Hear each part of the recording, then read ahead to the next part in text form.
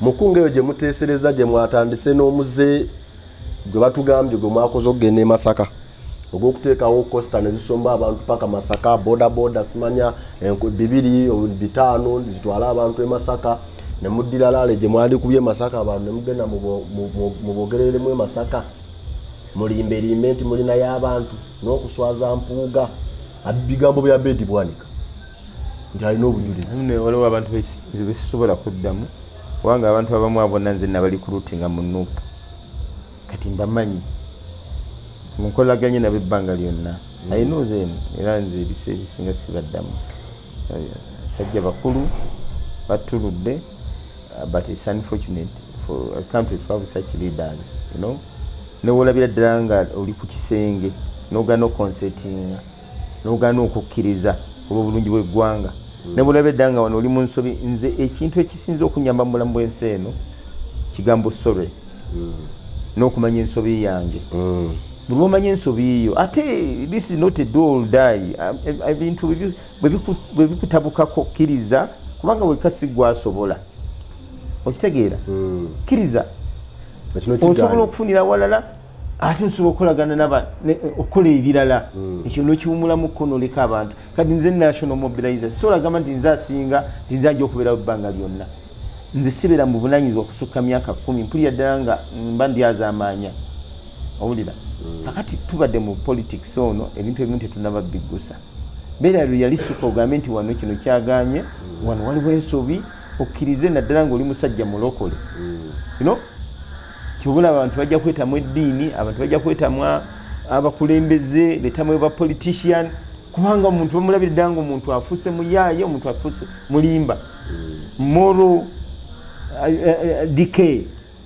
Omuntu ayogera bw'atyo ate tufunye nnyo n'obuzibu mu bapasita baganda baffe. Eseerimu bwe babeera involved mu kuwayiriza okwogera ebintu bitakola ki bitakwatagana. Njawo kutegeeza omukolo gwe twakoze Masaka senga Museveni yagukoze yandibadde amalawo miliyoni eziwera 9 oba biliyoni 1 to organize such a function. Kubanga ababodaboda yandibadde abawa ssente mpitirivu okutuukayo naye abantu abawerekedde ku president buli omu yataddemu amafuta ge. Ate ekibiina kyaffe kirina ssente mmeka? Kale banyabo ne bassebo tubaaniriza tubalamusizaako nnyo yonna gye musinzira okutambula naffe. Bwetu bwetutambula nze Sesanga Bate the Great ndine Dan Mugoya. Tugezaako okulaba nga twekenneenya ebigambo nga bwe bitambula. Of course olwaleero tuli ne Chairman Nyanzi ye Fred Nyanzi Sentamu ono nno essa bakunzi ow'ekibiina ki National Unity Platform. Ekimu ku ebyo ebisingira ddala okuba eby'amaanyi n'obuganzi mu nnyaffe Uganda ne mu tundutundu lino ery'obuvanjuba obwa Africa. Ebigambo bingi ebibaddewo bye tugenda okubaganyaako ebirowoozo byatambulira ddala okuva ku lugendo olw'e Kamuli, olw'e Mukono, Masaka n'okuba tooki ku ngeri ki National Unity Platform gye yeeteeseteesemu okulaba nga esigaza embavu ezo oba oliawo n'okweyongera amaanyi nga bwe tukimanyi nti ono yakulira okukunga abantu n'okuba nga asakira ekibiina obuwagizi. Mukulu Nyanzi sebo tusanyuse okulaba tukwaniriza nate ebigambo birungi okutwaliza wamu era n'essuubi ddene ligenda lirinnya buli olukya mu bintu bye tukola. Twongedde okuba bannayuganda essuubi ate nabo bongedde tuwa essuubi kubanga iti ze tuwe traffic. Ebintu bino tuba tubikola olowooza nnyo ku reception y'abantu gye bakuwa ate nabo byokola abantu ne babisima. Ebimu biyita mu bulumi, biyita mu kwerumya, kwewaayo, biyita mu kukola bintu bizibu ebimu nga tebikolebwangako wano naye ne mubikola. Katugambe mu kulwanyisa enguzi nammwe kennyini nga mwebonereza obonereza munno ku kintu ng'olabira ddala kiruma era kimenya okukiteekawo naye nekiteekebwawo obwena okulaba nga ne bannayuganda bakiyize ne baga nti kino kirina kutambula bwekiti. Ebintu bingi ebituise mu kaseera ako naye nga so far so good tulinamu challenges naye ziri expected. N'obulamu bwa bannaffe obumu obugenze mu kiseera ky'okulwana olutalo luno era tubeera tunyumirwa wamu nabo kubanga bulodiringa n'abantu abangi ebizibu bibeerawo. Office etambula etya eyo bwa Ssaabakunzi kunga Uganda kunga Masaka kunga Mbale kunga Gulu kunga ekintu kyonna bwe kibwa background tekitegeererwawo bantu abamu ku banno bamukikola nabo nabayinza obutakitegeererawo naye ekintu kyonna bwe kiwa omusingi omugumu kati era ennyumba ng'ogiwadde foundation engumu osobola okwambuka waggulu floors okusinziira ku bugumu bwa foundation. Kunga etambula bulungi kubanga twagiwa foundation tutandise kati etambula yatambula mu biseera ebyobugubi n'etambula mu biseera ebiri nito kati ebibala bya bitandise okulabika era etambula bulungi nnyo kubanga buli mulimu gwonna kati tukola guli associated n'enteekateeka ya department ya mobilization mu kibiina kyaffe ekyo tukunga eggwanga nga ekibiina kiyambisa obukiiko bwe twateekayo era ye foundation yaffe kati olaba ne confidence yali evuddewo kati olaba yeeyongedde ng'olaba ebitundu ebimu babadde batutiisa okugendamu nga tubigendamu. Kunga eyo nze nno bwe njogerako olwaleero nsobola okugamba nti oba oli awo emu ku eyo enteekateeka yaleeta emirerembe olwaleero egiriwo mu kibiina wakati wa Chairman Nyanzi ne office gy'akulira eyo Kunga n'okunoonya obuwagizi n'ekibinja eky'e Masaka ekya Honorable Bedi Bwanika ne Honorable Mathias Mpuuga nti olutalo lwasookera ddala mu kuyomba wali nti Nyanza gy'atye Masaka nga tatugamba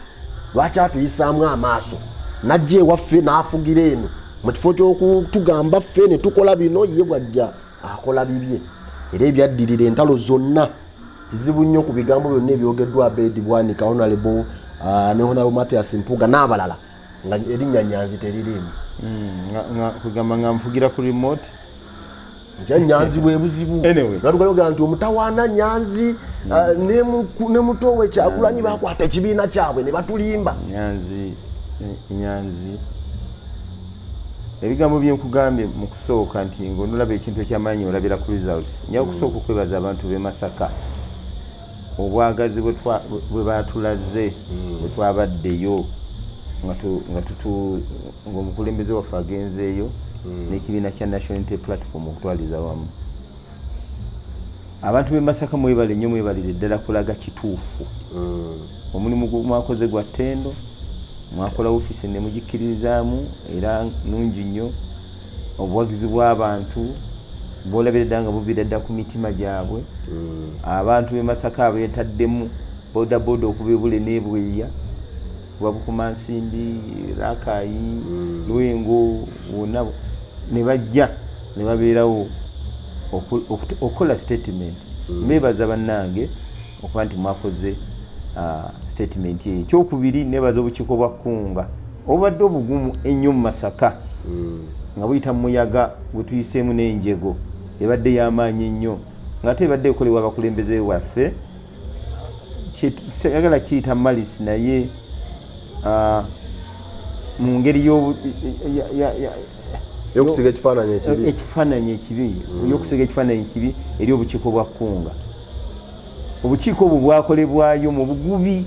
era abakulembeze abamu tebaba embulesinga nga mbutwalayo nkola ne structure yaffe omuli badepute baffe ne bagenda ne bateekayo obukiiko ne tulondesa ba chairpersons ba districts owulira ne tulondesa district efuna abantu 15 olukiiko olufuga ne tugenda constituency ne tugenda ku magombolola ne tutuuka ku miruka n'ebyalo ebimu byabadde bikoleddwamu omulimu nga tulina abantu 30 ku buli kyalo. Abantu abo bateekebwayo mu kiseera ekizibu nga abakulembeze abo tebakkiriza. Ojjukira bulungi nnyo nga twakamala okuwangula akalulu ka 2021 omukulembeze waffe yateekebwako envumbo n'asibibwa ewaka. N'okiraba nti abakulembeze tebaafaayo nnyo kulwanira mukulembeze waffe wabula bafaayo nnyo ku nsonga ya kulayira ku making sure nti balayira baformalizing government eyokusaidia opposition kyakyetagisa okulayira na buli kimu kyonna naye waliwo embeera yalina okuteekebwawo okubanira obuwanguzi bwaffe etaakolebwa. Mbeera yali yettaniddwa nnyo bafutu soja era abaana abamu ne babakwata ne babagalira nga babalanga bwemagi olwokuba baali balwanira victory yaabwe. Eventually nze bwe natuula n'abakulembeze abalala ne tulaba nti nno abantu bagenda okuggwamu amaanyi ne tugamba nti katuteekewo enteekateeka endala okusinga ng'erimu abantu abatalondeddwa mu bifo batwale obuvunaanyizibwa buno oba okubeera ku mobilization committees. Naye zaali nga nzibu okunnyonnyola nendeeta ekigambo ekyo ekyakkunga ekitegeerekeka amangu mu lulimi olwaffe olwa wano n'abantu bonna ne balutegeera. Eventually kyategeerwa amawanga gonna mu ggwanga lino kigambo kkunga ne kibanguyira ate kiri ku international level kunga Uganda. Ekisinde ekya people power ekyamanyi g'abantu ekikuŋŋaanya n'okukumaakuma mu luzungu okukola mobilization okuzza obujja okuzza omuggundu kubanga obuganzi n'akajja obuna kukakola ki kemanya abantu bano abaali batafunye ebifo bya bukulembeze mu local government mu parliament n'ebifo ebirala bajje bateking up this responsibility obuvunaanyizibwa obw'okuddamu okuzamba na Uganda amaanyi. Kunga bwetyo nesituka ne tukola obukiiko obwo era kunga nteekateeka ya kibiina kyaffe si yange nze nga Nyanzi. Nze naye ngikulembera abakulembezi nakuteekamu nakola rebranding nakukyusa nakuteekamu magezi aga buli kiseera nga tewali kuwummula. Omanya kati kano twali nga tubala mu primary mu akasekende kati kakola kali awo tosamuka nze mbadde nteekawo embeera eyo obutasamuka buli kiseera mujjawo kino kiddawo mujjawo kino ojjuka twava eri mu informal sector nayo neetaataaganyizibwa nalabyo bamuhozi bagezaako ogibba okukoze naye abantu ba informal sector tebabakkiririzaamu. Informal sector national unity platform yetandikiramu nga gyenkulembera nawe bwonvunanyizibwa mobilization ne tutandika kino ekyakkunga kyetubuuza nti kiina we kituusiza ekibiina. So ekintu ky'abakulembeze ogamba nti Nyanzi omanye ebiseera ebimu bw'ozuukusa abantu abamu baba tebaagala ate bantu abo bazuuke baagala ebiseera ebimu ndoza babakumire nga beebase nga bakozesebwa babeerewo nga kiroboti babaguze no ku luno ekyakkunga kino kyaleeta abantu bano okuzuukuka. Abantu abamu tebakyagala mu bukulembeze bulw'ozuukusa abantu baagala babasigaza eri mu butamanya mu buteefaako mu buteerwanako. Kati enkiiko zino zajjamu nnyo bafuutu soldiers ne zijjamu abantu abatagenda ku nkiiko ne zijjamu abantu ab'enjawulo abaali balina obuvunaanyizibwa bw'okukola naye nga babuliddwa babukolera. Kati abantu abo byebibala byolaba kati gemagoba gemakungula golaba nti ogenda mu kitundu omukulembeze nga alina setup eriyo. Abantu okubanga beekwatiramu kintu kikulu. Abantu okubanga beekwatiramu nga beekwatiramu abo abafikidde mu butafuna bifo biriko musaala abakola omulimu ogwannakyewa ebibala otandisa obbiraba akola naye nga tasuubira nti ngenda kusasula wabula akolera ggwanga lye.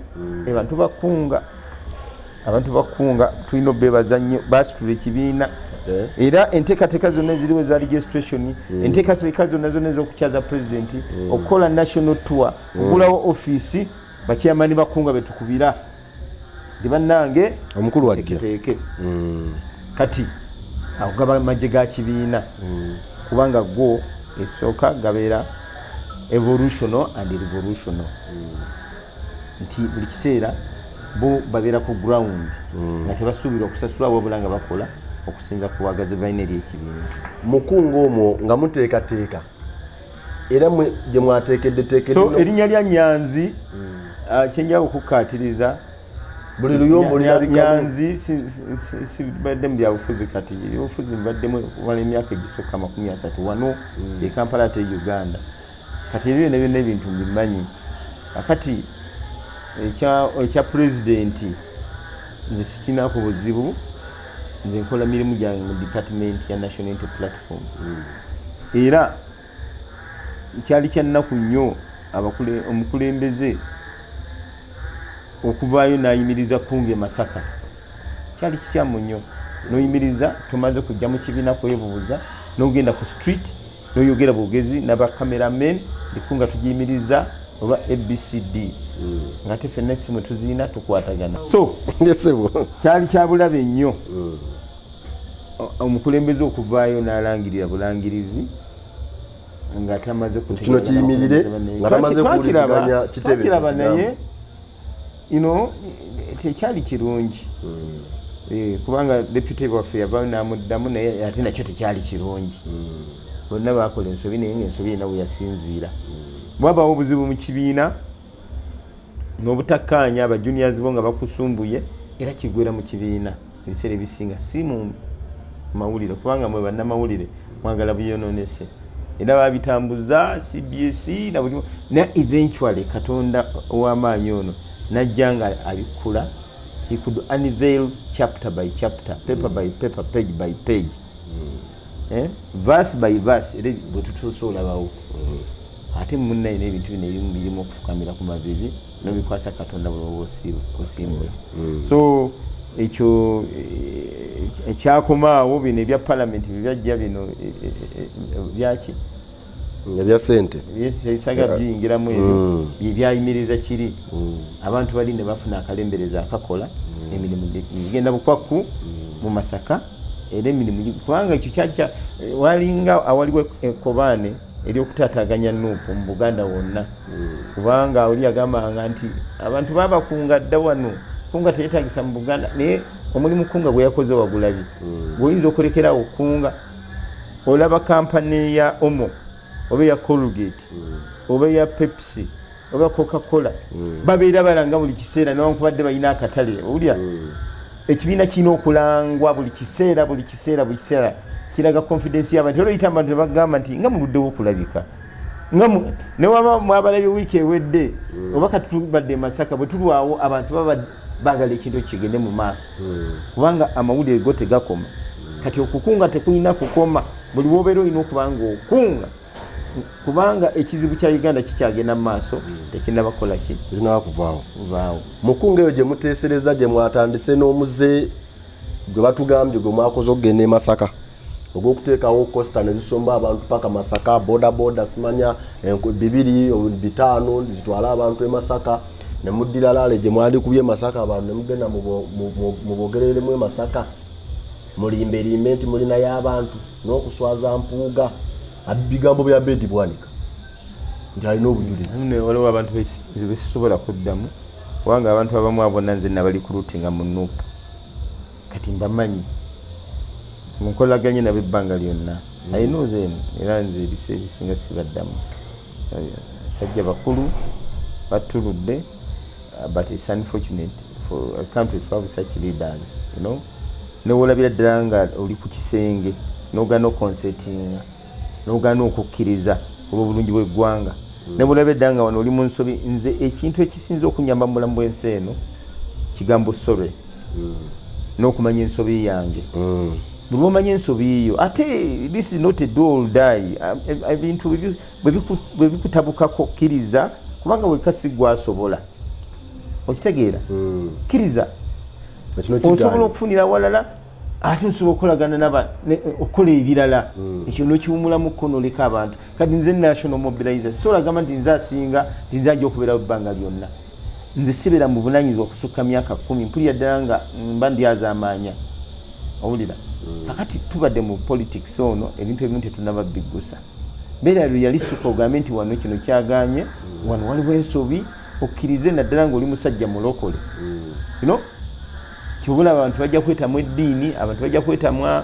abakulembeze, betamu ba politician kubanga omuntu bamulabira ddala ng'omuntu afuuse muyaaye, omuntu afuuse mulimba. Moral decay. Omuntu ayogera bw'atyo ate tufunye nnyo n'obuzibu mu bapasita baganda baffe. Ebiseera bwe babeera involved mu kuwaayiriza okwogera ebintu bitakola ki bitakwatagana. Nja okutegeeza omukolo gwe twakoze Masaka senga Museveni yagukoze yandibadde amalawo miliyoni eziwera 9 oba biliyoni 1 to organize such a function. Kubanga aba boda yandibadde abawa sente mpitirivu okutuukayo naye abantu abawerekedde ku president buli omu yataddemu amafuta ge ate ekibiina kyaffe kirina ssente mmeka bwagazi bw'abantu buli omu yataddemu amafuta ge abantu abavudde ebule n'ebweya buli omu yataddemu amafuta ge abalala batambuzza bigere okitegeera bulungi ekisaawe ekyo tetusobola kisomba ne tukiteeka Masaka saalabyeko costa nalabye takisi oba zabadde mmeka emmotoka ezisinga zabadde z'abantu na pikipiki naffe abantu twabasanze ku nguudo abantu bwe twasanze ku nguudo erukaya twabasanzeewo kino bakiraba buli wamu wonna we tugenda tetusobola kusoma bantu ne batwala Arua oba tukola mukola Arua abantu ne bakuŋŋaana abayitirivu obungi Masaka watulema tulina obuganzi so Masaka is for NUP. Masaka is for National Unity Platform. It's for people power. Masaka ekungibwa bantu bakunga ne bajja bateeketeeke enkiiko zonna gye ziri ate kati ekibiina kikula tugenda kukola nteekateeka endala twagala genda mu structures kati okiraba nti no the political soil in Masaka is fertile enough okuleeta abakulembeze abapya okuleeta abantu okuwa amaanyi obuwagizi n'abantu abagenda okulonda yebujja n'abantu abateesobola okuteekawo embeera nga tutuuseeyo olwekyo Masaka yonna Greater Masaka yonna kati n'ekirala ababaka bonna b'e Masaka kumpi bonna baaweddeyo kakati ababaka abo tebalonde babakansala baaweddeyo bammeeya baaweddeyo you know the entire leadership of the party omukulembeze yabadde from Greater Masaka babaddewo kati ekibuuzo nkizeemu wakyaliwo room oba opportunity ey'okureconcilinga why not this is a people's party kino ekibiina ky'abantu ky'abannayuganda era sikiriza muntu yenna ateekawo muziziko omuntu nga yago twegattako omuntu yenna nga yago kunyira ekibiina kya National Platform akkirizibwa naye ebikolwa byo abantu babiraba babisinziirako nnyo okupushinga oba okusindika mu kifo ekyobuvunaanyizibwa so harmonization kintu kikulu nnyo naye n'ebintu byokola bisinziira kubanga abantu badde bajja babiraba era be bannannyini kibiina be badetermininga kiki nekiyinza okuddako waliwo omubaka wa parliament nja kubeera open bamuyitawo naye Abdu Katuntu yagambye nti mwe abakulembeze ba National Unity Platform mulina okufukaamirira Honorable Mpuuga ne mumwetondera kubanga mumwetaaga nnyo okusinga ye waabeetaaga mmanyi waliwo abantu ababa baludde okukola amawulire nga bw'anayogera ekintu kijja kusasamaza bamanye nti akyaliyo ekyo kiri gundi naye abantu abamu kati bamanyiddwa kati ng'oyo omukulu gweyogeddeko bali controversial tebayimiridde ku nsonga ziruma munnayuganda bagendera ku byabufuzi eby'empewo eby'omuyaga ate ndowooza tamanyi na kigenda mu maaso kubanga eri gyali wala nnyo tamanyi kigenda mu maaso Masaka polisi nga wayise ennaku bbiri zokka ng'emaze obbakkiriza kubanga Kamuli twamulaba Mukono Kamuli twamulaba ne mwogerezeganya ne polisi enaggulu nebakkiriza ne mbaako bye mwatuukako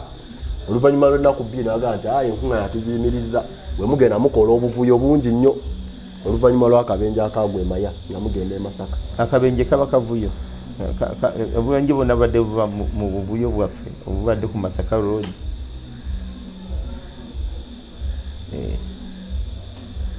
first and foremost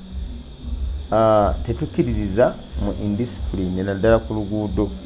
obola bwe tuba tugira tuemphasizinga nnyo abantu baffe yadde bali excited batya okubanga bakuuma amateeka g'oluguudo era bwe twatula ne police ne bajjayo obunafu bwaffe bwe twalina bwe twakkiriza obumu nga bujja out of excitement era ne tubikyusa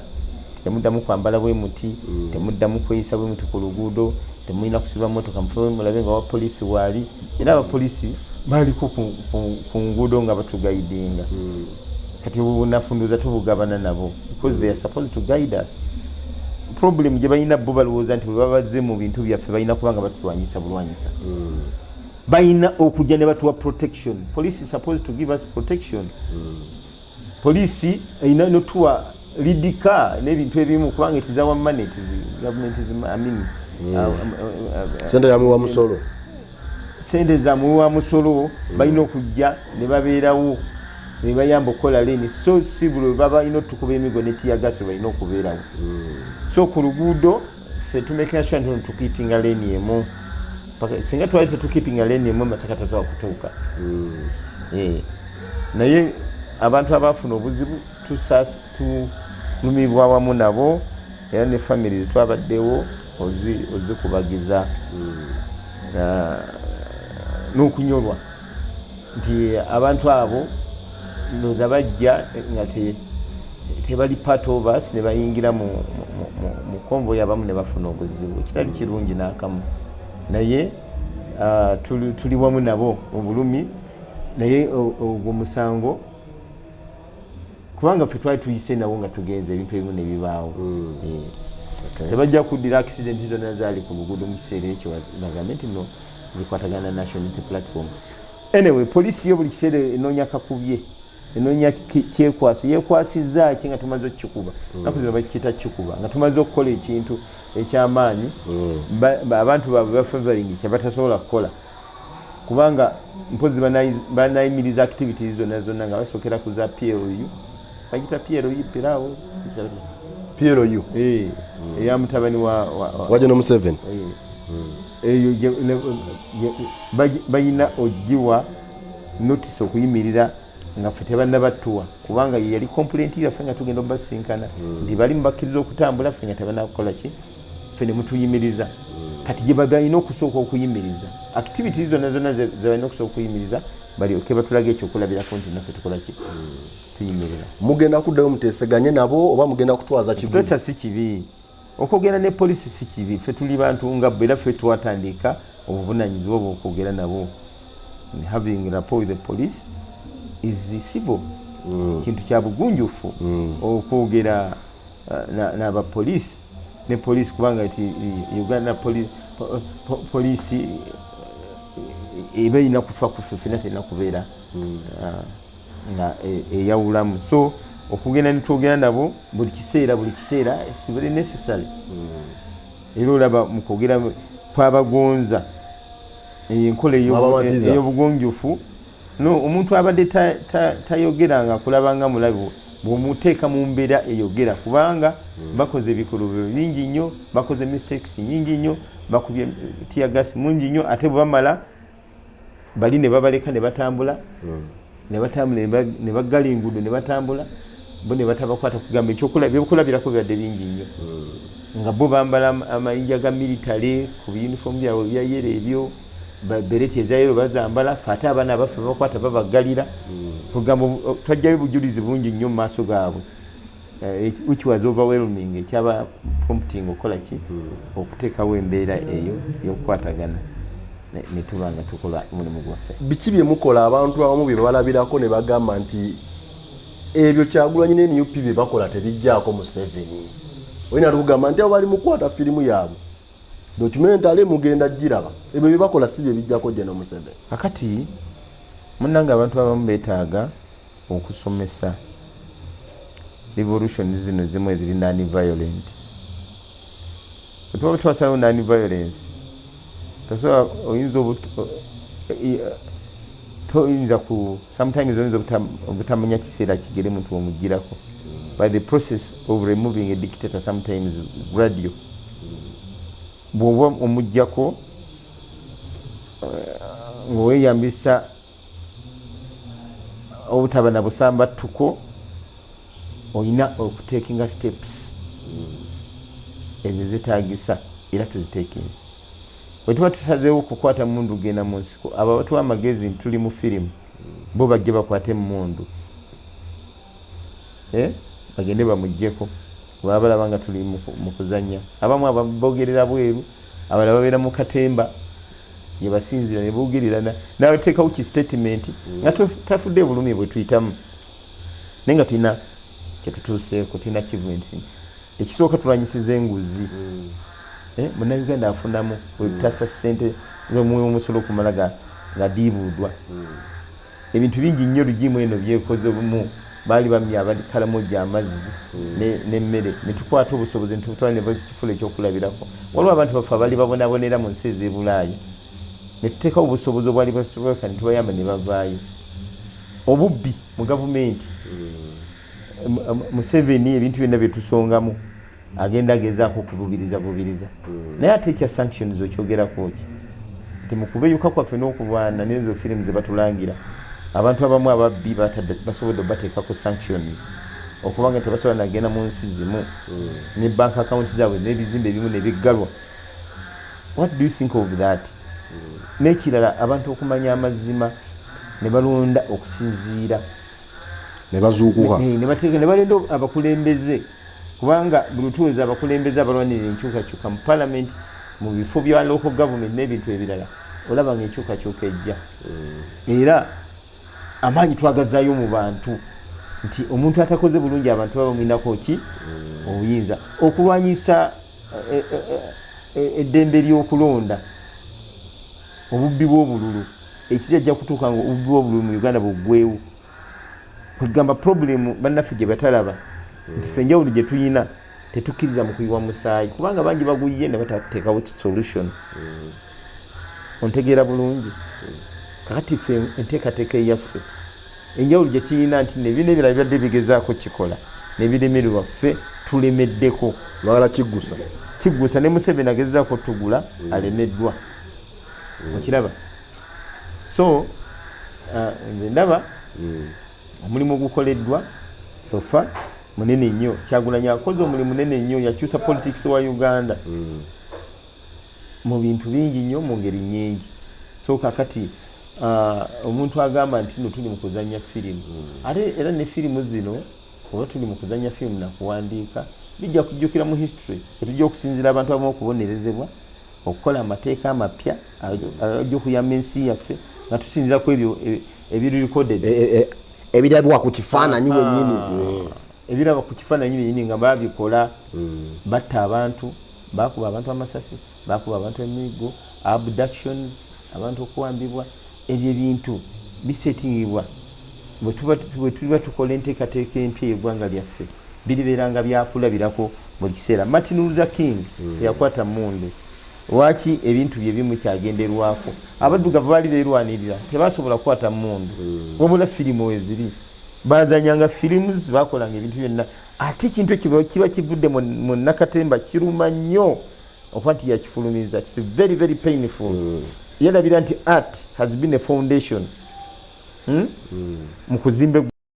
n'okugyawo obusambattuko ba artists mu nsi yonna bakoze omulimu munene nnyo. So munnayuganda mu kigambo kya filming, mu kigambo ky'okuzanya katemba, mu kigambo ky'okuyimba basebadduka bonna bazze bakola omulimu ogwo. Tetwagala tuvume mulimu ate nga tweyambisa bannakatemba bennyini okuvuma omulimu ogwo ogw'ettendo ogukoleddwa. So whether it's a film, we are active, tuli active. Yala tukoze omulimu n'okuzimba obuzimbi ekibiina ky'obufuzi ng'egye tukizimbyemu okusinga NRM emaze emyaka egyonna gyonna kintu kikulu nnyo. We have employed people there. Abantu katugenda kugulawo essomero ekamwocha eryokubangula abantu mu byobufuzi n'obukulembeze tugenda kugulawo essomero eryo. What does that mean? Kitegeeza ekyo nakyo tujja kiteeka mu kamera ebere film. It's part of our movie. God willing tulaba nti n'ebintu ebyo bijja kuba bya mugaso mu maaso. Omuntu ayinza obutakiraba kati naye gye bujja mu maaso n'abanga akiraba. Ababaka ba parliament abakkiririza mu National Unity Platform n'aba National Unity Platform bayatano mu 7 kigambibwa nti kubo ababaka 20 babadde mu meeting ne Honorable Abedi Bwani kanana tuve mu byappa bye tujja biraba in the near future era abantu babalaba abantu bamanye no bali bagita wave but people are still consistent. abantu bakyali bamalirivu nti mwe NUP enkyukakyuka emisana nammwe mulinamu abeekavule ng'ekiro beekyengera ku summit kati munnaye ekiyita ekiro owulira nze ebyo saagala biwulira kubanga sinabbirabako kubanga bamu babawaayiriza